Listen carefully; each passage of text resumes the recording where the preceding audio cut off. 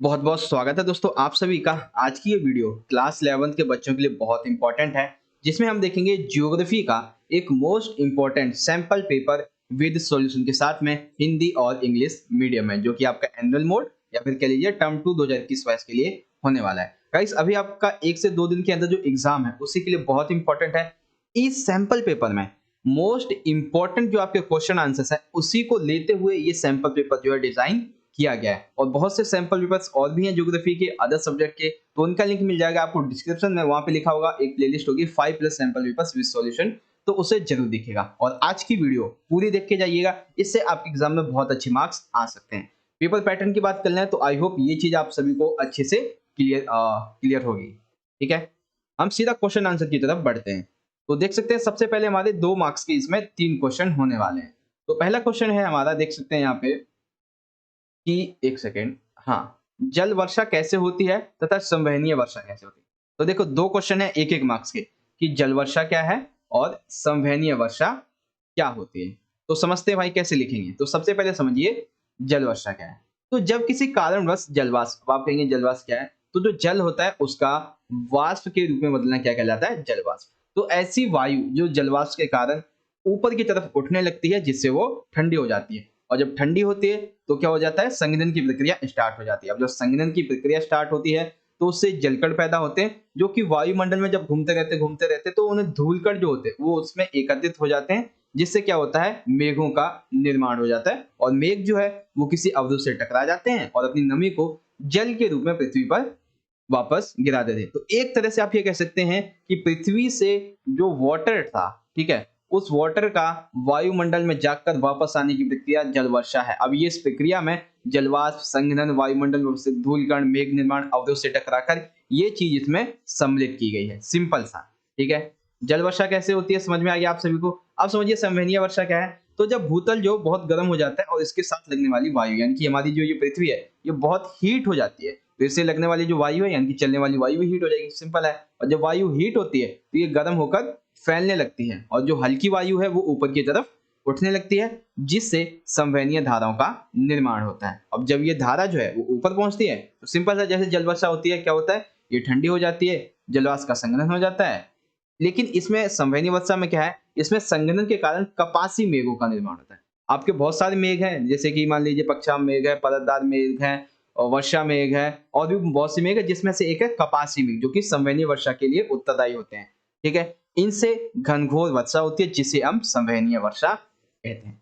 तो जल वर्षा कैसे होती है और संवहनीय वर्षा किसे कहते हैं, आई होप आपको अच्छे से क्लियर हो गया होगा। इंग्लिश में पूछा जाएगा, how does it rain and how does convective rain occur. तो देखो सबसे पहले कि वाटर रेन आखिर होती क्या है, देन कन्वेक्टिव रेन क्या होती है। तो हिंदी में मैंने इजीली आपको यहाँ पे समझा दिया, इंग्लिश में आप यहाँ पे इजीली देख सकते हैं। क्वेश्चन नंबर फर्स्ट कंप्लीट हो गया। सेकंड क्वेश्चन देखिए, वैसे तो ये आपका 5 मार्क्स का क्वेश्चन है, लेकिन 2 मार्क्स में उठाया गया है। क्यों? क्योंकि आपके बहुत इंपॉर्टेंट 5 मार्क्स में भी देखे जाएंगे। तो देखो, तापमान को प्रभावित करने वाले 2 कारक, यहाँ पे आपसे 2 कारक यानी कि 2 फैक्टर्स पूछे गए अफेक्टिंग टेम्परेचर। तो 2 की जगह हम यहाँ पे चलिए 3 देख लेते हैं।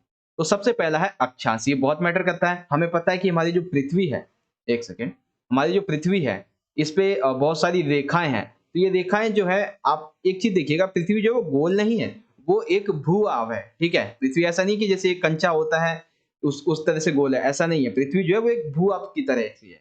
तो इसमें अक्षांश की क्या यहाँ पे निर्भर करता है, तो किसी भी स्थान का तापमान उस स्थान पर, ठीक है, मान लीजिए ये हमारा है सन और ये है हमारी अर्थ। तो इस एरिया में, ठीक है ना, यहाँ से क्या होगा, ये इसके सामने दिख रहा है, तो यहाँ पे क्या होगा, सूर्य ताप जो है वो बहुत अधिक होगा। तो सूर्य ताप की मात्रा में अक्षांश के अनुसार भिन्नता पाई जाती है। अब जैसे मान लीजिए समुद्र तल के आसपास के जो स्थान है, यहाँ पे तापमान अधिक तथा ऊंचे भागों में स्थित जो तापमान होता है वहां पे तापमान कम रहता है। तो ये चीज जो है वो अफेक्ट करती है तापमान को प्रभावित करती है। उसके बाद है वायु संयंत्र या फिर वायु राशि महासागर। इसका क्या मतलब है, तो देखो, कोष्ण वायु संहिताओं से प्रभावित होने वाले स्थान, कोष्ण यानी कि एक तरह से कह सकते हैं कि गर्म वायु, ठीक है, कैसी, गर्म वायु। तो एक चीज देखिए, ये है एक हीट एरिया, ये है एक कोल्ड एरिया। तो इस हीट एरिया से क्या होगा कि जो तापमान है, मतलब ये हीट वायु जो है वो जब इस कोल्ड एरिया के आसपास जाएगी तो ये जो कोल्ड एरिया है इसका तापमान भी क्या हो जाएगा, हीट होने लगेगा। और जब ये हीट से कोल्ड की तरफ आएगी तो ये भी थोड़ा सा कोल्ड मतलब नॉर्मल होने लगेगा।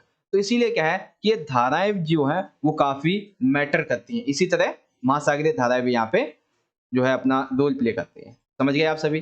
थर्ड है इसमें उत्तुंगता या फिर ऊंचाई। जैसा हमें पता है कि जैसे हम ऊंचाई के साथ बढ़ते जाते हैं, यानी कि आप सतह से जब पर्वत की तरफ जाते जाएंगे तो तापमान क्या होता है उसमें तापमान जो है वो घटने लगता है, जिसे हम जो तापमान है उसकी सामान्य ह्रास दर भी कहते हैं। तो ये 3 पॉइंट जो है वो आप इसमें लिख देंगे 2 कारकों में। 2 कारक है तो आपको 2 ही लिखने, ज्यादा लिखने नहीं है। उसके बाद आ जाता है इंग्लिश में। तो इंग्लिश में है following are the factors affecting temperature. तो सबसे पहले लैटिट्यूड, एयर मास और air masses and ocean currents and elevation और एल्टीट्यूड। सिंपल सा। सेकंड कंप्लीट हो गया। अब देखिए थर्ड क्वेश्चन, इसमें आपके बहुत इंपॉर्टेंट, एक तरह से कह लीजिए 5 मार्क्स के क्वेश्चन है, लेकिन ये आपके 2 मार्क्स में पूछे गए हैं। क्यों? क्योंकि और भी इंपॉर्टेंट है। तो देखो पहला प्रश्न क्या है? पहला प्रश्न है भारतीय किसान के लिए मानसून जो है कोई 4 बिंदु लिखिए। ठीक है। इस monsoon a gamble for the Indian farmer, right any 4 points. One संरक्षण नीति 1988 में संशोधित की गई थी। ठीक है। इस नीति के प्रमुख प्रमुख उद्देश्य क्या थे? कोई 4 लिखे, यानी कि आपको कोई 4 उद्देश्य इसके लिखने हैं। ठीक है। तो इंग्लिश में what were the main objectives of the forest conservation policy which was amended in 1988, right any 4। तो सबसे पहले देखिए भारतीय मानसून के लिए, भारतीय किसान के लिए मानसून किस तरह से जुआ है। तो देखो मानसून का भारत के आर्थिक जीवन पर बहुत अधिक प्रभाव पड़ता है। कैसे? भारतीय जो कृषि है उसकी सफलता इस बात पे निर्भर करती है कि वर्षा के निश्चित समय पर और नियमित रूप पर होने से वितरित जो वर्षा है उस पर निर्भर करती है। यानी कि देखो इसे दोबारा समझ लीजिए। देखो भारतीय कृषि की सफलता मानसून वर्षा के निश्चित समय होने पर और नियमित तौर पर वितरण से होती है। कृषि उपज की सफलता अथवा असफलता इस बात पर निर्भर करती है कि जो दक्षिण पश्चिमी जो मानसून है उसके द्वारा जो वर्षा की गई है वो सामान्य है, कम है या ज्यादा है। भारत की 64% जो जनसंख्या है वो किस पर आज अपनी आजीविका के लिए आधारित है? कृषि पर। किस पर आधारित है? कृषि पर। उसके बाद है वर्षा की उच्च परिवत्ता के कारण देश के कुछ भागों में सूखा भी आता है, कुछ भागों में बाढ़ भी आ जाती है। जो सिंचाई विहीन क्षेत्र हैं वहां भी वर्षा की अनियमितता और जो अनिश्चितता है वो इस पर बहुत अधिक गहरा प्रभाव छोड़ के जाती है। तो ये सारी चीजें हैं कि अगर वर्षा जो है वो सही होती है तो उसकी कृषि जो है उसकी सफल हो जाएगी, अच्छी होगी। वर्षा सही तरीके से नहीं होती है तो बाढ़ भी आ सकते हैं, सूखा भी पड़ेगा तो कृषि जो है वो असफल हो जाएगी। तो भारतीय कृषि के जो कृषि का जीवन है उसकी आजीविका के लिए वो किस पर निर्भर रहते हैं? मानसून पर। ठीक है, कृषि के मानसून पर। ये समझ आ गया। अब इसको समझ लीजिए इंग्लिश में, monsoon has a great impact of condition life of the India. तो ये आप 5 पॉइंट इसमें इजीली लिख देंगे। इजीली समझ गए होंगे आप सभी। आ जाइए दूसरे क्वेश्चन पे, क्या है? वन संरक्षण नीति के प्रमुख उद्देश्य। तो देखते हैं भाई। तो देखो 4 पूछे गए हैं, हम लिखेंगे 5। वन संरक्षण नीति 1988 के प्रमुख उद्देश्य। तो देखो सबसे पहले तो देश के 33% पर जो भाग है, जो एरिया है उस पे क्या लगाने हैं? वन। और वन और वन्य जीव संरक्षण में लोगों की जो भागीदारी है उसको और बढ़ाना है। देश की जो प्राकृतिक धरोहर जैसे कि जैव विविधता हो गई, उनके आनुवंशिकता मूल हो गए, इन सभी का हमें संरक्षण करना चाहिए। मृदा अपरदन, मरुस्थलीकरण, साथ ही साथ बाढ़ और जो सूखा है इन सभी पर हमें नियंत्रण रखना चाहिए। इसके लिए हमें क्या करना चाहिए? बहुत जो सख्त कदम है वो उठाने चाहिए। निम्नीकृत भूमि पर सामाजिक वानिकी एवं वन रोपण के द्वारा वन आवरण का विस्तार किया जाना चाहिए। यानी कि ऐसी भूमि जो बंजर है उस पर हमें वन लगाने चाहिए। वनों की उत्पादकता बढ़ाकर वनों पर निर्भर जो ग्रामीण जनजाति हैं उन्हें इमारती लकड़ी हो गया, ईंधन चारा हो गया, भोजन हो गया, इन सभी को उपलब्ध करवाने के लिए जो लकड़ी होती है उसके स्थान पर हम उन्हें कुछ अन्य वस्तुओं प्रोवाइड करवा सकते हैं, जिससे कि पारिस्थितिक जो संतुलन है वो बना रहेगा। ठीक है। तो वन संरक्षण नीति 1988 के ये प्रमुख उद्देश्य। अब देखिए इंग्लिश में, following are the main objectives of forest conservation policy 1988। तो कौन कौन से ऑब्जेक्टिव्स हैं फॉरेस्ट कंजर्वेशन पॉलिसी के, तो आप यहाँ पे इजीली उसे पढ़ सकते हैं। ठीक है। तो यहाँ पे हमारा सेक्शन जो था हमारा फर्स्ट कंप्लीट हो गया है, जिसमें आपके 2 मार्क्स के कुल 3 प्रश्न देखने को मिले। ठीक है। मैं दिखा देता हूँ आपको, ये हमारा क्वेश्चन नंबर फर्स्ट था एंड क्वेश्चन नंबर सेकंड ये था हमारा, और क्वेश्चन नंबर थर्ड में हमारे 2 क्वेश्चन थे जो कि हमने कंप्लीट कर लिए हैं इजीली। एंड आई होप कि आपको बहुत अच्छे तरीके से समझ में आ गया होगा। अब हम बात करते हैं अपने सेक्शन नंबर बी की। सेक्शन बी में आपका जो वो 3 मार्क्स का एक ही क्वेश्चन होगा, कौन सा? Source based. तो सबसे पहले हम अपना सोर्स देख लेते हैं क्या है। तो देखो सोर्स का टॉपिक है मृदा। पढ़ते हैं इसको भाई, अच्छे से पढ़ेंगे ताकि आपको अच्छे समझ में आ सके। तो देखो मृदा भूपृष्ठ पर पाए जाने वाले असंगठित पदार्थों की वह परत है जो मूल चट्टानों के बारीक कणों ह्यूमस के मिश्रण से बनती है। मृदा का निर्माण उच्चावच, भूमि का ढाल, जलवायु, चट्टानों की संरचना, प्राकृतिक वनस्पति तथा अन्य प्राणियों के सहयोग से तथा समय पर निर्भर करता है। मृदा का निर्माण उच्चावच मृदा की ढाल, जलवायु, चट्टानों की संरचना, प्राकृतिक वनस्पति तथा अन्य प्राणियों के सहयोग तथा समय पर निर्भर करती है। मृदा के निर्माणकारी घटकों में विविधता की वजह से भारत में कई प्रकार की मृदाएं पाई जाती हैं। भारत में मुख्यतः लाल, लेटेराइट, पर्वतीय, जलोढ़, काली तथा मरुस्थलीय मिट्टियां पाई जाती हैं। मृदा के हाथ से बहते हुए पवन, हिमानी लहरें आदि जैसी प्राकृतिक शक्तियों के माध्यम से होता है, जिसे मृदा अपरदन कहते हैं। मृदा संरक्षण मृदा अपरदन पर नियंत्रण के दौरान किया जा सकता है, जैसे कि वृक्षारोपण, पशुचरण पर नियंत्रण, समुच्च रेखीय जुताई, कृषि के वैज्ञानिक तरीके का अनुसरण करके। तो ये हो गया मृदा से संबंधित हमारा सोर्स। अब समझिए इसके इंपॉर्टेंट क्वेश्चन आंसर। तो सबसे पहले बच्चों हमारा प्रश्न है, मृदा कहते किसे? ठीक है, ये क्वेश्चन आपका 2 बार आ चुका है। तो मृदा किसे कहते हैं? देखो, मृदा जो है वो भूपृष्ठ का एक वह भाग है जो चट्टानों के टूटे फूटे बारीक कण, साथ ही साथ वनस्पति के जो सड़े गले अंश होते हैं उनके मिश्रण से और जलवायु व जैव रासायनिक प्रक्रिया से बनते हैं। सेकंड क्वेश्चन है, भारत में कितने प्रकार की मृदा पाई जाती है? तो लाल है, लेटेराइट है, पर्वतीय है, जलोढ़ है, काली है और मरुस्थलीय है। मृदा अपरदन किसे कहते हैं? इसे रोकने के 2 उपाय किए। तो देखो, मृदा अपरदन क्या है? प्राकृतिक या फिर मानवीय कारणों से मृदा का जो आवरण है उसका नष्ट हो जाना। मृदा संरक्षण के उपाय क्या है? वृक्षारोपण कर सकते हैं, पशुचारण पर नियंत्रण रख सकते हैं, समुच्चय रेखीय जुताई अपना सकते हैं, कृषि के वैज्ञानिक तरीके का अनुसरण कर सकते हैं। तो ये सारी चीजें जो वो आपको इस क्वेश्चन में कवर अप करनी थी। आई होप आपको समझ गए होंगे आपका ये क्वेश्चन नंबर 4। अब समझ लीजिए इसे इंग्लिश में। तो इंग्लिश में है सॉइल। ठीक है, read the following source and answer the questions asked.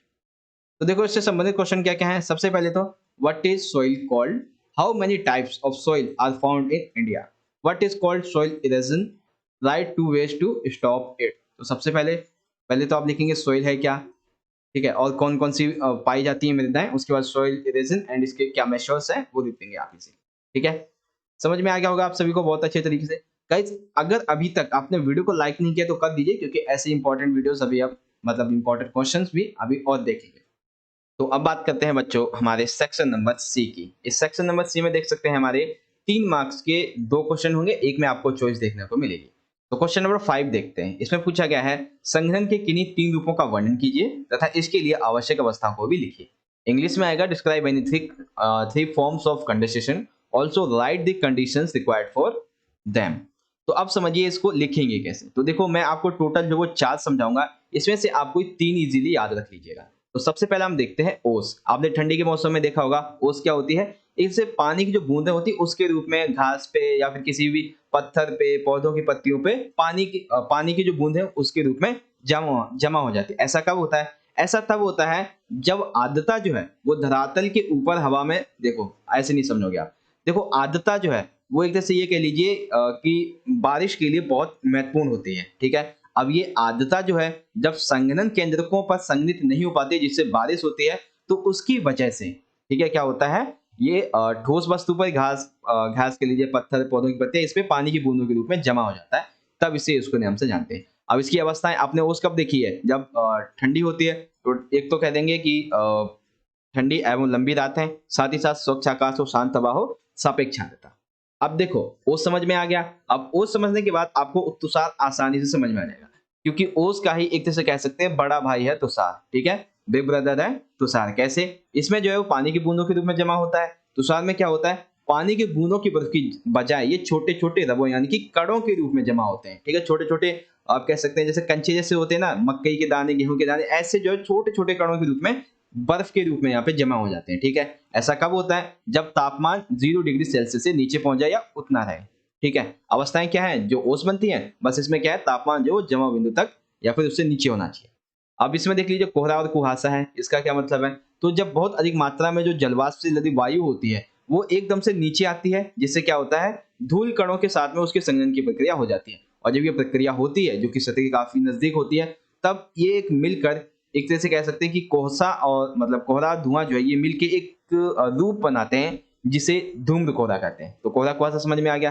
फिर आ जाएगा बादल। तो बादल कैसे बनते हैं? तो आपको भी पता है बादल कैसे बनते हैं। बादल जो है पानी की छोटी छोटी बूंदों या फिर बर्फ के छोटे छोटे कणों की सहित होते हैं, जो कि पर्याप्त ऊंचाई पर और स्वतंत्र हवा में जलवाष्प के संघनन के कारण बनते हैं। तो आप कोहरा एवं कुहासा नहीं भी याद रखते हैं तो आप ये एक बादल, ठीक है। उसके बाद ओस और तुषार, ये तो बहुत ईजी है, ये आप याद रख लीजिए। अब देख लेते हैं इसे इंग्लिश में। तो इंग्लिश में एक सेकंड, हाँ देखो, अब इंग्लिश में इसे आप कैसे याद रखेंगे? Following are the different forms of compaction, या एक सेकंड, इंग्लिश में यहाँ पे कुछ और ही लिखा है भाई, हाँ कंडेंसेशन है, ठीक है। तो दोनों का मीनिंग जो है वो एक ही है। तो देख लेते हैं, सबसे पहला है dew, forest, fog and mist and clouds, complete. चलिए आगे चलते हैं क्वेश्चन नंबर 6 में। अब देखिए हमारे यहाँ पर क्या है, एक तरह से कह लीजिए इसमें दो क्वेश्चन है, आपको एक चॉइस देखने को मिलेगी। तो पहला प्रश्न है खाद्य श्रृंखला किसे कहते हैं, इसके प्रकार लिखिए। What is food chain and called, what is food chain called, right like, like की जगह यहाँ पे होना चाहिए था, एक सेकेंड पेन आ जा भाई, हाँ राइट, लाइक है, इसकी जगह यहाँ पे होना चाहिए था टाइप्स। तो देखते हैं पहले खाद्य श्रृंखला होती क्या है। तो जब आप खाद्य श्रृंखला की यहाँ पे डेफिनेशन लिखेंगे तो आपके लिए एक उदाहरण लिखना जरूरी हो जाता है। क्यों हो जाता है अभी समझाऊंगा। तो देखो खाद्य श्रृंखला क्या है, तो वह खाद्य क्रम जिसमें एक स्तर से दूसरे स्तर पर जो ऊर्जा होती है वो उसका प्रभाव होता है, उसी को खाद्य श्रृंखला कहते हैं। और इस खाद्य श्रृंखला में जो जीवाणु होते हैं वो मतलब जो परितंत्र होता है उसमें एक खाद्य श्रृंखला में जितने भी जीवाणु होते हैं वो जुड़े हुए होते हैं आपस में। उदाहरण के लिए मान लीजिए जो पौधे, मान लीजिए नहीं बल्कि ये तो फैक्ट है कि पौधों पर जीवित रहने वाला जो एक कीड़ा होता है वो किसका भोजन होता है, मेंढक का। मेंढक को सांप खा लेता है और सांप को बाज खा लेता है। तो इसमें क्या होता है कि धीरे धीरे करके ऊर्जा जो वो हर स्तर पर बढ़ती जाती है, लेकिन थोड़ी थोड़ी खत्म भी होती चली जाती है। इसी को हम समझेंगे इसमें प्रकार में। तो देखो दो तरह की खाद्य श्रृंखला होती है, एक होती है चराई, एक होती है अपराध। चराई को कैसे समझेंगे? चराई में देखो पौधों से ये आरंभ होती है, यानी कि जो शाकाहारी जीव है, और मांसाहारी जीव तक जाती है। इसमें क्या होता है, जो शाकाहारी जीव, मान लीजिए कि हिरण, ठीक है, और इसको कौन खाता है, मांसाहारी जीव, मान लीजिए कि शेर। अब इसमें क्या होता है कि हर स्तर पर जो ऊर्जा है, जो एनर्जी होती है वो नष्ट होती जाती है, जिसमें श्वसन, उत्सर्जन, विघटन, ये सभी प्रक्रियाएं सम्मिलित होती हैं। और इसमें 3 से 5 स्तर होते हैं और हर स्तर पर ऊर्जा जो वो खत्म होती चली जाती है। तो चला ये अपने समझ में आ गया। अब देखियो, अभी हमने क्या देखा था, हिरण और शेर के बारे में। तो हिरण जो जो शेर है वो हिरण को पूरा तो खाएगा नहीं, तो मिनिमम 10% जो इसकी बॉडी के जो पार्ट्स बच जाएंगे। अब इस पार्ट्स को छोटे छोटे कणों में बांटना जिससे कि ये पूरी तरीके से विघटित हो जाए, यही होता है अपरद खाद्य श्रृंखला के अंतर्गत। तो चराई खाद्य श्रृंखला से प्राप्त जो मृत पदार्थ होते हैं ये उस पर निर्भर करती है। इसमें कार्बनिक पदार्थ अपघटन सम्मिलित होता है, ठीक है। बहुत अच्छे तरीके से समझ में आ गया होगा आप सभी को। अब समझ लीजिए इंग्लिश में। तो सबसे पहले फूड चेन होती क्या है, इसका एग्जाम्पल लिखेंगे। फिर बात करें इसके टाइप्स की, तो ग्रेजिंग एंड डिग्रेडेबल। तो ये जो पॉइंट्स हैं वो आप यहाँ पे इजीली लिख सकते हैं। अब चलते हैं हमारे दूसरे क्वेश्चन पे, जो ऑप्शन है। दूसरे क्वेश्चन में हमसे पूछा गया है जो लवणता होती है, ठीक है, लवणता किसे कहते हैं, और महासागरीय जल की लवणता को प्रभावित करने वाले कारकों का वर्णन कीजिए। What is called salinity, describe the factors affecting the salinity of water. तो चलिए स्टार्ट करते हैं। सबसे पहले देखेंगे हिंदी में। तो देखो समुद्र में जो जल होता है उसी जल में जो नमक की मात्रा होती है उसी नमक की मात्रा को कहते हैं हाँ लवणता कहते हैं, ठीक है। अब इसको देखो प्रभावित करने वाले कारक क्या है। तो सबसे पहले है जल की आपूर्ति। देखो जल की आपूर्ति कैसे है, क्योंकि जो ठंडा जल होता है उसमें लवणता कम होती है, और जो गर्म जल होता है, क्योंकि गर्म जल में सूर्य का ताप भी मिल जाता है तो इसकी वजह से लवणता अधिक बढ़ जाती है। तो इससे क्या होता है कि नदी के जो मुहाने होते हैं, यानी कि नदी के जो किनारे होते हैं, वहां पर लवणता हमें कम देखने को मिलती है। उसके बाद ध्रुवीय क्षेत्र। ध्रुवीय क्षेत्र का मतलब क्या होगा, जो पहाड़ी वाले इलाके हैं। तो जो तटीय क्षेत्र में सतह के जल की लवणता नदियों के द्वारा लाए गए जल की द्वारा तथा ध्रुवीय क्षेत्र में बर्फ के जमने एवं पिघलने की प्रक्रिया से सबसे अधिक प्रभावित होती है। यानी कि जितने भी तटीय क्षेत्र, जितने जितने भी बंदरगाह क्षेत्र हैं, जितने भी नदियां हैं, उनकी जो लवणता है वो इस पर डिपेंड करती है कि ध्रुवीय क्षेत्र में जो बर्फ है वो कितनी जमी है, कितनी पिघली है, ये इसको प्रभावित करती है। उसके बाद देखिए वायु। अब ये वायु कैसे प्रभावित करती है, तो देखो मान लीजिए यहाँ पे जो लवणता है वो हाई है और यहाँ पे लवणता लो है। तो वायु क्या करेगी, इस लो को हाई की तरफ और इस हाई को लो की तरफ लेके आएगी। तो सिंपल सी बात है, दोनों की लवणता बढ़ जाएगी, इसकी बढ़ जाएगी, इसकी इक्वल हो जाएगी। तो ये वायु जो है वो इस तरह से इसको प्रभावित करते हैं। और यही सेम चीज, ये सेम चीज यहाँ पे महासागरीय धाराओं में यहाँ पे इक्विट करती है, ठीक है, यहाँ पे लागू होती है। कैसे, क्योंकि अभी मैंने बताया हाई से लो की तरफ चलता है, ठीक है, और लो से हाई की तरफ होता है। तो इससे क्या होता है कि इस एरिया की लवणता कम है तो ये ज्यादा हो जाएगी, सॉरी इसकी ज्यादा हो जाएगी, इसकी पहले ही ज्यादा है तो ये नॉर्मल हो जाएगी। तो ऐसे जो है महासागरीय जल की लवणता को इस तरह से ये प्रभावित करते हैं। इजीली समझ में आ गया होगा आप सभी को हमारा ये क्वेश्चन नंबर, एक सेकेंड, हाँ, सेक्शन नंबर सी। चलिए अब देखते हैं सेक्शन नंबर डी की बात करते हैं। सेक्शन नंबर डी में कौन कौन से क्वेश्चन पूछेंगे उससे पहले इंग्लिश में देख लीजिए। तो the amount of salt dissolved in sea water is called salinity. तो वाटर सप्लाई है, पोलर रीजंस है, वाइंड है, ओशियन करंट्स। अब बात करते हैं सेक्शन नंबर डी की। सेक्शन नंबर डी में देखिए हमारा सबसे महत्वपूर्ण प्रश्न आएंगे। इन प्रश्नों को अगर आप कर लेते हैं तो बहुत अच्छे तरीके से आपकी तैयारी एग्जाम की हो जाएगी। तो कौन कौन से क्वेश्चन है देखते हैं। तो सेक्शन नंबर है हमारा D. Section number D 5 marks के 3 प्रश्न हैं, एक में आपको चॉइस देखने को मिलेगी। सबसे पहले प्रश्न की बात करते हैं। तो सबसे पहला प्रश्न देखिए है वायुमंडल की विभिन्न स्तरों का वर्णन कीजिए। बहुत बड़ा आपका प्रश्न है लेकिन मैं आपको छोटे से लेवल पे समझाऊंगा। उसके बाद है describe the different levels of atmosphere. तो देखो वायुमंडल जो है वो वायुमंडल विभिन्न घनत्व और तापमान वाली अनेक परतों से बना हुआ है और तापमान की स्थिति के अनुसार ही वायुमंडल को 5 विभिन्न स्तरों में बांटा गया है। वो कौन कौन से स्तर है पहले मैं आपको स्तर बता देता हूँ। एक है क्षोभ मंडल, फिर है समताप मंडल, उसके बाद है मध्य मंडल और नीचे आ जाता है आयन मंडल और फिर आ जाता है बहिर्मंडल। तो हर एक मंडल की आपको 2 से 3 विशेषताएं लिखनी होंगी यहाँ पे, ठीक है। एक विशेषता जो 2 से 3 में कॉमन मिलेगी वो होगी कि ऊंचाई के साथ तापमान कम होता है लेकिन कईयों में कम नहीं होता भी है। तो सबसे पहले क्षोभ मंडल समझिए। ये ऊंचाई मतलब पृथ्वी की सतह से लगभग 18 किलोमीटर की ऊंचाई तक होता है। इसमें धूलकण भी होते हैं, जलवाष्प भी मौजूद होते हैं। अगर मौसम में परिवर्तन होता है तो इसी में होता है और जैविक प्रक्रिया के लिए काफी महत्वपूर्ण होता है। तो क्षोभ मंडल से संबंधित बच्चों आपका 1 मार्क्स का क्वेश्चन यहाँ पे, सॉरी 1 नहीं 2 मार्क्स का आता है। तो 2 मार्क्स का आपका एक क्वेश्चन यहाँ पे बन जाता है कि क्षोभ मंडल जो है इसे जीवनदायिनी परत क्यों कहते हैं। तो इसीलिए कहते हैं क्योंकि इसमें धूलकण जलवाष्प मौजूद होते हैं, मौसम में परिवर्तन भी इसी में होता है जो कि व्यक्ति के जीवन के लिए बहुत अहम होता है, जैविक प्रक्रिया के लिए सबसे महत्वपूर्ण होता है। तो ये सारी चीजें यहाँ पे समझ गए होंगे। उसके बाद आ जाता है समताप मंडल। तो ठीक इसके क्षोभ मंडल से ऊपर 18 से 50 किलोमीटर तक ये रहता है। ओजोन परत जो कि पैरावैग्निक किरणों को अवशोषित करके पृथ्वी तक आने तक जो हानिकारक किरणें हैं उनको नहीं आने देती है। तो ये समताप मंडल जो है इसलिए महत्वपूर्ण माना जाता है।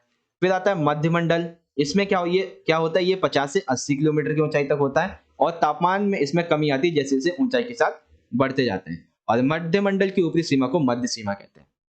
आ जाते हैं नीचे आयन मंडल, ठीक है। तो आयन मंडल होता है 80 से 400 किलोमीटर। इसमें जो विद्युत अवशोषित कण यानी कि जो विद्युत को अवशोषित कर सकते हैं वो कण पाए जाते हैं, ठीक है, जिन्हें हम आयन कहते हैं, इसीलिए इसका नाम आयन मंडल कहा जाता है। पृथ्वी के द्वारा जो रेडियो तरंगें भेजी जाती हैं वो इस स्तर के द्वारा वापस पृथ्वी पर लौटा दी जाती है। उसके बाद है बहिर्मंडल। ये वायुमंडल का सबसे ऊपरी भाग है, ठीक है, 400 से पार जितना भी भाग है वो बहिर्मंडल है। इसके बारे में हमें कोई ज्यादा जानकारी उपलब्ध नहीं है क्योंकि इसमें जो घटक है वो विरल है जो कि धीरे धीरे अंतरिक्ष में जाके मिल जाते हैं और अंतरिक्ष के बारे में अभी हमें कोई जानकारी उतनी प्राप्त नहीं है। तो क्वेश्चन नंबर 7 कंप्लीट हो गया हिंदी में। अब समझ लीजिए इसे इंग्लिश में। तो इंग्लिश में सबसे पहले तो एक लाइन लिखेंगे आप। The atmosphere is made up of many layers of varying densities and temperatures. According to the temperature condition, the atmosphere is divided into different level. तो कौन कौन से है? ट्रोस्फियर है, स्ट्रोस्फियर है, मेसोस्फियर है, आइनोस्फियर है एंड एक्सोस्फियर है। तो इन चीजों को आप इजीली एक्सप्लेन यहाँ पे कर सकते हैं। आई होप आपको इजीली तरीके से सारी चीजें समझ में आ गई होंगी। आशा करता हूँ अच्छे समझे होंगे। गाइस वीडियो को लाइक नहीं किया तो कर दीजिए ऐसी इंपॉर्टेंट वीडियोस के लिए। चलिए आप देखते हैं क्वेश्चन नंबर 8। क्वेश्चन नंबर 8 में 2 मार्क्स हैं और इसमें से आपको एक ही करना है बेसिकली। तो देखो पहला प्रश्न है सामाजिक वानिकी, ठीक है। सामाजिक वानिकी किसे कहते हैं, इसके प्रमुख उद्देश्य क्या है, इसके अंग लिखिए। तो देखो 1 मार्क्स है आपका यहाँ पे, एक सेकेंड, हाँ 1 मार्क्स है कि इसका क्या तात्पर्य है, एक है इसका उद्देश्य और एक सेकेंड नहीं, उद्देश्य आपके 2 मार्क्स का है और 3 मार्क्स में है, सॉरी 2 मार्क्स में है आपके इसके अंग। तो देखते हैं भाई कैसे लिखेंगे। तो इंग्लिश में what is mean by the social forestry, what is main objective and right its parts. तो सबसे पहले सामाजिक वानिकी देख लेंगे, उसके बाद कोपेन वाला जो क्वेश्चन है उसको देखेंगे। तो देखो सामाजिक वानिकी क्या है, पर्यावरण, सामाजिक व ग्रामीण विकास में मदद के उद्देश्य से वनों के प्रबंधन में समाज की भूमिका को तय करना जो कि ऊसर भूमि पर वन लगाए। तो यानी कि एक तरह से आप ये कह सकते हैं कि पर्यावरण, सामाजिक और ग्रामीण इन सभी के विकास के मदद के उद्देश्य से सामाजिक जो भूमि है उस पर या फिर जो ऊसर भूमि है उस पर वन लगाना ही इसका अर्थ है, ठीक है। इसके उद्देश्य की बात कर लें तो उद्देश्य इसके बहुत सारे हो सकते हैं जिसमें से 3 मतलब 1 मार्क्स या तो 2 लिखने होते हैं तो मैं आपको 3 बता देता हूँ। सबसे पहले तो ये है कि जो जनसंख्या बढ़ती जा रही है उसके लिए जलाने के लिए जो लकड़ी है वो आसानी से उपलब्ध हो सके। छोटी-छोटी जो महत्वपूर्ण इमारती लकड़ी होती हैं वो इनको आसानी से प्राप्त हो सके और छोटे-छोटे जो वन उत्पाद होते हैं वो मिल सकें, दवाइयाँ जिससे बनाई जा सके, कंद, फल-फूल ये सभी जो है वो आसानी से इन्हें प्राप्त हो सकें। तो सामाजिक वानिकी के उद्देश्य समझ में आ गए। अब देखिए इसके 3 अंग हैं, कौन-कौन से? एक है शहरी वानिकी, ग्रामीण और फार्म। शहरी में क्या होता है, ये शहरों के अंदर होता है। शहरों में कहाँ पे? एक तो जो निजी और सार्वजनिक भूमि है, जैसे कि पार्क है, सड़क है, रेल मार्ग है, औद्योगिक या व्यापारिक स्थल है। तो इसके आसपास के जो एरिये हैं, हमें क्या करना चाहिए? वहाँ पे वृक्ष लगाना चाहिए और उनकी सुरक्षा करनी चाहिए। ग्रामीण वानिकी, ग्रामीण से संबंधित है। इसमें क्या होता है? इसमें कृषि वानिकी की जाती है और सामुदायिक कृषि, यानी कि कृषि एक निजी व्यक्ति भी करता है, कृषि एक समुदाय मिलकर भी करता है। ठीक है? फिर आती है फार्म वानिकी। इसमें क्या होता है? एक तो जो कृषि योग्य भूमि है, उसपे हम क्या करते हैं? फसलें उगाते हैं, खाद्यान्न उगाते हैं, ये सभी अच्छे से हम प्राप्त कर सकते हैं, खाद्यान्न, चारा, ईंधन, फल, सब्जियाँ। और जो बंजर भूमि है, उसपे हम वन लगाते हैं। तो ये जो है वो फार्म वानिकी के अंतर्गत आता है। समझ में आ गया आप सभी को सामाजिक वानिकी किसे कहते हैं और हाँ, इसके उद्देश्य और इसके 3 अंग। अब बात करें इंग्लिश में, तो इंग्लिश में देखिए सोशल फॉरेस्ट्री है क्या, इसके मेन ऑब्जेक्टिव्स क्या हैं एंड इसके 3 पार्ट्स। तो सबसे पहले urban forestry, rural forestry and farm forestry. तो इन सभी को आप इजीली इस तरीके से डिफाइन कर सकते हैं। आगे आ जाते हैं सेकंड क्वेश्चन पे। सेकंड क्वेश्चन है हमारा, कोपेन के अनुसार भारत में जलवायु के प्रदेश कौन से हैं? उसके बाद according to Koppen which are the climate regions in India.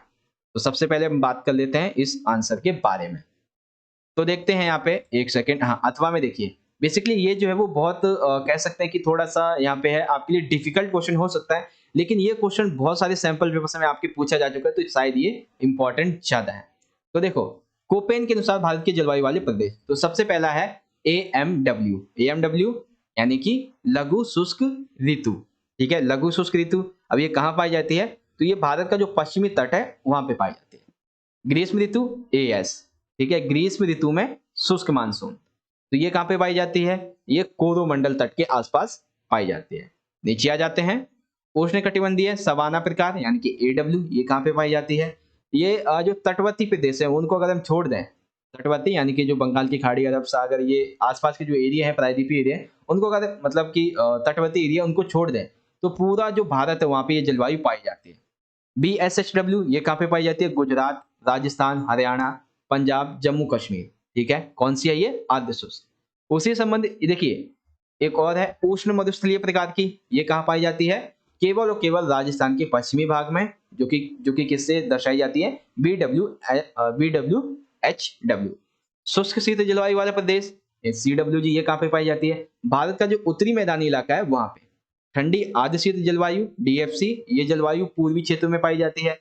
ई प्रकार की जलवायु जो है यानी ध्रुवीय जलवायु, ये कहाँ पे? जलवायु कश्मीर और उसकी निकटवर्ती जो पर्वतीय श्रृंखलाएं होती है उसमें पाई जाती है। तो ये चीज जो है वो आपके समझने से थोड़ा सा यहाँ पे कह सकते हैं डिफिकल्ट हो सकता है, लेकिन आपको यहाँ पे क्या करना है, बस आपको ये जो नाम है, ठीक है, इन नाम को आपको याद रखना है। ये नाम अगर आपको याद हो जाते हैं तो आपको सारी चीजें अच्छे से याद हो सकती हैं। बात करें इंग्लिश में, तो इंग्लिश में देख सकते हैं according to Koppen the following are climate regions in India. ठीक है, तो सारे के सारे हैं AMW, AS, AW, BSHW, BW, HW, CW, DFC and E। तो इस तरीके से आप इन सारी चीजों को इजीली यहाँ पे डिफाइन कर सकते हैं। आई होप आपको ये क्वेश्चन इजीली तरीके से समझ में आ गया होगा। तो क्वेश्चन नंबर 8 कंप्लीट हो गया। बात करते हैं बच्चों क्वेश्चन नंबर 9 की। अब देखो 9 में एक तरह से कह सकते हैं बहुत इंपॉर्टेंट है, इसमें आपके 8 मार्क्स के क्वेश्चन है। वैसे तो है ये 5 मार्क्स का, लेकिन एक तरह से कह लीजिए 8 मार्क्स का है। तो सबसे पहले आपको लिखना है ज्वार भाटा के प्रकार, उसके बाद इसके 2 महत्व। ठीक है, तो write the types of tide and its importance. तो सबसे पहले तो हम लिखेंगे आखिर ज्वार भाटा होता क्या। तो चंद्रमा, देखो चंद्रमा सूर्य इसके आकर्षण की वजह से जो समुद्र तल होता है उसका दिन में 1 से 2 बार नियत कालिक उठना और गिरना ही ज्वार भाटा कहलाता है। तो अब समझेंगे हम सबसे पहले इसका महत्व। तो देखो अगर 3 मार्क्स में इसका महत्व पूछा जाए तो आप ये 5 पॉइंट लिख देंगे तो भी 3 मार्क्स मिल जाएंगे। सबसे पहला कि जो नदमुख यानी कि नदी के मुख होते हैं, यहाँ पर जो जहाज होता है वो आसानी से प्रवेश कर पाते हैं। जो मछली पकड़ने वाले नाविक होते हैं वो ज्वार के साथ समुद्र में अंदर जाते हैं और भाटे के साथ बाहर आ जाते हैं, सिंपल सा। इसकी वजह से क्या होता है, हमें समुद्र के किनारे बहुत सी बहुमूल्य जो वस्तुएं होती है वो प्राप्त हो जाती है, जैसे कि शंख, सीप, घोंघे इत्यादि। अब देखो जो नगरों के मतलब ऐसे नगर जो तटीय नगर हैं, नदी के आसपास, समुद्र के इलाके के आसपास के हैं, तो वहाँ पे जो गंदगी होती है, जो प्रदूषण होता है, वो भी साफ हो जाता है। साथ ही साथ आपको पता है कि पानी से बिजली बनती है, तो ज्वार-भाटे से भी बिजली का निर्माण किया जाता है और बहुत से क्षेत्रों में इस प्रकार की वर्तमान में भी बिजली बनाई जा रही है। ठीक है? तो ज्वार-भाटे का ये महत्व हमारे सामने निकल कर आता है। इज़िली समझ गए होंगे। ये आपका क्वेश्चन है 2 मार्क्स का, लेकिन यहाँ पे मैंने अच्छे तरीके से आपको इज़िली समझाने की नहीं, ये 1 मार्क्स का है क्योंकि प्रकार आपके 4 मार्क्स में। तो ज्वार-भाटे का महत्व हो गया। अब हम समझेंगे इसके प्रकार को। तो देखो प्रकार बहुत सिंपल से बहुत आसानी से समझ में आएगा। एक है आवृत्ति यानी कि कितनी बार आते हैं और एक है स्थिति सूर्य, चंद्रमा और पृथ्वी। तो सबसे पहले हम देखेंगे कितनी बार आते हैं। तो ये आते हैं एक जैसे कह लीजिए 3 तरह के होते हैं। आवृत्ति पर आधारित। एक तो अर्धदैनिक, अर्धदैनिक यानी कि दिन में 2 आते होंगे। हाँ, तो ऐसे लिख देंगे समान ऊंचाई वाले 2 उच्च आते हैं और 2 निम्न ज्वार आते हैं। दैनिक अच्छा दिन में 1 बार आता होगा। हाँ, तो इसमें समान ऊंचाई वाले 1 उच्च आता है, 1 निम्न आता है। अब मिश्रित में क्या होता है, इसकी कोई सीमा नहीं, 1 भी आता है, इससे अधिक भी आ जाते हैं। इसमें क्या होता है, इनकी ऊंचाई में भिन्नता होती है, ठीक है, जिसे हम मिश्रित ज्वार-भाटा कहते हैं। और ये ज्वार-भाटा सामान्यतः उत्तरी अमेरिका के पश्चिमी तट और प्रशांत महासागर के जो बहुत से द्वीप समूह है वहां पे पाए जाते हैं। ठीक है, तो आवृत्ति पर आधारित, अर्धदैनिक, दैनिक और मिश्रित। अब आ जाता है सूर्य, चंद्रमा तथा पृथ्वी की स्थिति पर आधारित। तो देखो एक मैं डायग्राम बना देता हूं पहले तो। यहाँ पे ऊपर ये है हमारा सन, ठीक है, नहीं सन को थोड़ा नीचे बनाते हैं। ये है हमारा सन और ये है मून और ये है अर्थ। अब देखो एक चीज, वृत्त जो आपको समझते हैं, पृथ्वी, सूर्य और चंद्रमा जब तीनों एक ही सीधी रेखा में, अब देखो ये मून क्या है, हम इसको उठा के यहाँ ले आए, ठीक है, ये हमने बना दिया मून। तो अब ये क्या है, सभी के सभी तीनों एक ही रेखा में। तो वृहत ज्वार जो है वो इसी दिन उत्पन्न होते हैं जब ये तीनों के तीनों एक ही रेखा में उत्पन्न होते हैं और ये महीने में 2 बार, एक तो पूर्णिमा और एक अमावस्या। निम्न ज्वार, निम्न ज्वार तब आते हैं जब ये तीनों समकोण पर होते हैं 90 डिग्री। 90 डिग्री जो है वो एक्चुअल नहीं कह सकते हैं, लेकिन हाँ ये कह सकते हैं कि समकोण पर होते हैं, तब ये उत्पन्न होते हैं। ठीक है, क्यों उत्पन्न होते हैं? क्योंकि इसमें जो सूर्य एवं चंद्रमा है, इसके गुरुत्व बल एक दूसरे के विरुद्ध कार्य करते हैं, इसीलिए। समझ में आ गया आप सभी को ज्वार भाटा के प्रकार? आई होप आपको अच्छे तरीके से यहाँ पे सारी की सारी चीजें अच्छी से क्लियर हो गई होगी। अब हम बात कर लेते हैं इंग्लिश में। तो इंग्लिश में देखने के लिए आपको आना पड़ेगा यहाँ पे नीचे। तो सबसे पहले हम बताएंगे कि टाइड्स होते क्या हैं, उसके बाद सिग्निफिकेंस क्या है टाइड्स के, और कितने प्रकार के होते हैं बेस्ड ऑन फ्रीक्वेंसी। तो सेमी ट्रूनल है, उसके बाद डेली बेसिस है, और देन यहाँ पे मिक्स्ड है। उसके बाद position of the sun and moon, position sun and moon के अकॉर्डिंग। तो बिग टाइड्स हैं एंड लो टाइड्स हैं। ठीक है, समझ में आ गया आप सभी को यहाँ पे। तो इस तरह से हमारा सेक्शन नंबर डी कंप्लीट हो जाता है, जिसमें आपके 5 मार्क्स के 3 प्रश्न पूछे गए थे। ठीक है, आई होप आपको ये सारे क्वेश्चन बड़ी इजी तरीके से समझ में आए होंगे। गाइस वीडियो अच्छी लगी तो लाइक करते जाइएगा। अब हम बात करेंगे अपने सेक्शन नंबर ई की। ई में हमारे मैप बेस्ड क्वेश्चन होने वाले हैं। तो ई में देखिए यहाँ पे लिखा है 3+5, यानी कि एक मैप होगा 3 मार्क्स का, एक मैप होगा 2 मार्क्स का। तो देखते हैं। तो देखो यहाँ पे सेक्शन ए स्टार्ट हो गया है हमारा, मैप बेस्ड क्वेश्चन आंसर है इसमें। ठीक है, एक 3 मार्क्स का, एक 5 मार्क्स का। तो देखो दी गई जानकारी के आधार पे मानचित्र को भरें और अपनी उत्तर पुस्तिका में संलग्न करें। दृष्टिबाधित बच्चे सिर्फ नाम लिखेंगे। तो देखो यहाँ पे आपको चॉइस भी देखने को मिलेगी। सबसे पहले हम वर्ल्ड की मैप की बात करेंगे। तो विश्व के मानचित्र पर किन्हीं 3 को आपको दर्शाना है। एक है ऑस्ट्रेलिया का हॉट स्पॉट, ठीक है, दक्षिणी अमेरिका का हॉट स्पॉट, ठीक है, उत्तरी अमेरिका की गर्म जलधारा, ठीक, अफ्रीका की ठंडी जलधारा। तो आइए देखते हैं। सबसे पहले ऑस्ट्रेलिया का हॉट स्पॉट हम देखते हैं कहाँ पे है। तो ये है हमारा वर्ल्ड मैप। ऑस्ट्रेलिया के हॉटस्पॉट की बात करें तो आपको देखो नाम एक तो हो सकता है कि आपको बता दे कि यहाँ पे क्या है ये भरिए, या फिर आपको बताएगा कि आपको चिन्हित करना होगा। तो यहाँ पे चिन्हित करने के लिए दिया गया है। तो सबसे पहले ऑस्ट्रेलिया की बात करते हैं नंबर फर्स्ट की। तो यहाँ पे है बच्चों हमारा क्वींसलैंड। ठीक है, मैंने आपको मैप वाली वीडियो में बहुत अच्छे तरीके से समझाया था। यहाँ पे क्या है हमारा क्वींसलैंड। आगे चलते हैं। दूसरा क्वेश्चन क्या है हमारा, पहला तो हो गया ऑस्ट्रेलिया का हॉटस्पॉट। दक्षिण अमेरिका का हॉटस्पॉट। तो देखो दक्षिण अमेरिका में बहुत सारे हैं, आप कोई सा भी भर सकते हैं। जैसे कि देखो यहाँ पे क्या है, यहाँ पे है अटलांटिक वन ब्राजील। ठीक है, एक सेकेंड मैं लिख देता हूँ आपके लिए। ठीक है, क्या है अटलांटिक वन, जो कि कहाँ पे है, अरे भाई तू लिखता क्यों नहीं है। हाँ ठीक है, अटलांटिक वन कहाँ पे है, ब्राजील में। तो दक्षिण अमेरिका के ये हो जाएगा। और भी बहुत सारे हैं, जैसे कि यहाँ पे एंडीज है, ठीक है, यहाँ पे उत्तरी अमेरिका की उच्च वन भूमि है, यहाँ पे निम्न वन भूमि है। और यहाँ पे नीचे बात करें तो इस एरिया में वो क्या कहते हैं एंडीज है, और यहाँ पे एक्वाडोर है। ये एक्वाडोर है और ये एंडीज है। ठीक है, ये एंडीज है, ये एक्वाडोर है। ठीक है, तो ये हमारा दूसरा कंप्लीट हो गया। अब देख लेते हैं अगला कौन सा है। अगला है दक्षिणी अमेरिका की उत्तरी अमेरिका की गर्म जलधारा। तो देखो ठंडी जलधारा कहाँ पे है हमारी उत्तरी अमेरिका की, वो है यहाँ पे लेब्राडोर, ठीक है। लेकिन जो गर्म जलधारा है वो है इस एरिया में, ठीक है।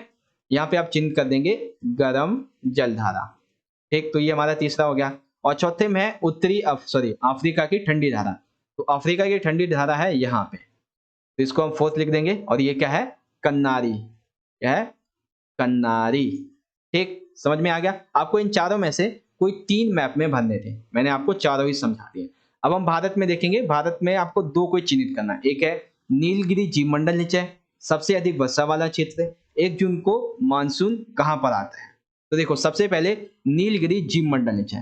तो देखो ये जो बाउंड्री है, ये क्या है, हमारा तमिलनाडु है, ये है हमारा केरल, यानी कि एक आप ये और नीला वाला भाग में समझना, ये वाला जो है, ठीक है, ये केरल है और ये है कर्नाटक, ठीक है। तो ये जो एरिया है बाउंड्री वाला, ठीक है ना, ये बाउंड्री वाला इतना एरिया, इन तीनों की बाउंड्री पर ही जो कौन सा है, नीलगिरी, हाँ, जो नीलगिरी जीव मंडल है वो यहाँ पे स्थित है, ठीक है। तो पहला हमारा कंप्लीट हो गया। दूसरा क्या है, दूसरा है सबसे अधिक वर्षा वाला क्षेत्र। तो आपको पता है कौन सा है, मासिनराम। तो वो कहाँ पे है, यहाँ पे। और ये क्या है, मेघालय, ठीक है। मेघालय तो नहीं लिखेंगे हम लिखेंगे मासिनराम। तो हम लिखेंगे मासिन राम। और सबसे आखिरी 1 जून को मानसून कहां से आता है। तो इसका भी आंसर बहुत सिंपल सा है, ये कहां से आता है, केरल से, ठीक है। और केरल में बिल्कुल एक तरह से कह सकते हैं नीचे की साइड से आता है मानसून, ठीक है। एक सेकेंड हट जा, हाँ, केरल में आता है यहां से, नीचे की साइड से मानसून आता है। तो ये हमारा तीसरा भी कंप्लीट होगा। इन तीनों में से आपको कोई 2 लिखने थे। आई होप आपको इजीली तरीके से सारी चीजें समझ में आ गई होंगी। तो गाइस इस तरह से आज का हमारा सैंपल पेपर और ये जो मैप बेस्ड क्वेश्चन आंसर थे वो यहाँ पे कंप्लीट हो जाते हैं। सभी क्वेश्चन आंसर दोबारा से आप चाहें तो देख सकते हैं, मैं आपको बहुत अच्छे तरीके से दिखा भी देता हूँ। क्वेश्चन नंबर फर्स्ट है हमारा हिंदी में, इंग्लिश में। क्वेश्चन नंबर सेकेंड, उसके बाद आ जाता है क्वेश्चन नंबर थर्ड, जिसमें आपके 2 क्वेश्चन हैं। और उसके बाद ये अथवा वाला प्रश्न है। देन सेक्शन नंबर बी है, जिसमें आपका कह सकते हैं कि सोर्स बेस्ड क्वेश्चन आंसर है इसमें आपके। तो उसके बाद सेक्शन सी आ जाता है, जिसमें आपके 3 मार्क्स के 2 क्वेश्चन होंगे और एक क्वेश्चन में आपको चॉइस भी देखने को यहाँ पे मिलने वाली है। गाइस आपको वीडियो अच्छी लगी हो तो लाइक कीजिएगा, ज्यादा से ज्यादा इस वीडियो को अपने सभी दोस्तों के साथ जरूर शेयर कीजिएगा, ताकि उन्हें भी इस वीडियो के बारे में पता चल सके और अच्छे से वो अपनी जो तैयारी है उसे कंप्लीट कर सके। आशा करता हूँ बच्चों आपको वीडियो अच्छी लगी होगी। लाइक करें, शेयर करें और चैनल को अभी तक सब्सक्राइब नहीं किया है तो कर लीजिएगा, क्योंकि ऐसे ही इंपॉर्टेंट और भी वीडियोस आप तक आने बाकी हैं। और बच्चों आप सभी को आपके एग्जाम के लिए सभी को best of luck. Thank you so much. जय हिंद, वंदे मातरम।